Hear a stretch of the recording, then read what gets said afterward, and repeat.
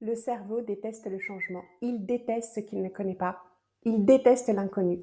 Pour lui, en fait, c'est le vide sidéral et personne n'a envie de plonger dans le vide. Une amie me partageait l'autre fois que lorsqu'elle a appris à conduire, elle avait le trac et c'est le cas pour beaucoup de personnes, hein. Et c'est normal d'avoir le trac. Pourquoi? Parce qu'au début, le cerveau ne connaît pas la conduite. C'est l'inconnu total pour lui. En plus, c'est compliqué parce que il faut apprendre et l'apprentissage est énergivore. Donc, qu'est-ce qu'il va faire?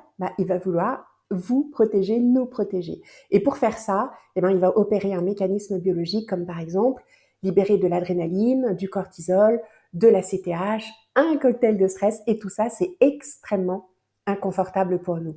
Et comme c'est inconfortable, pour éviter cet inconfort, qu'est-ce qu'on fait? On fait rien. Et c'est comme ça qu'on peut se retrouver à ne pas passer son permis de conduire, à cause du trac, ne pas prendre la parole en réunion à cause du trac, ne pas déménager pour autre chose, ne pas quitter une relation toxique, ne pas faire ce voyage parce qu'on a la trouille de l'avion, etc., etc. Résultat des opérations, on peut se retrouver au bout d'un moment avec un regret immense. Autour de cette vidéo, il y a un lien. Cliquez dessus et retrouvez-moi dans une autre vidéo où j'explique un petit peu tout ça.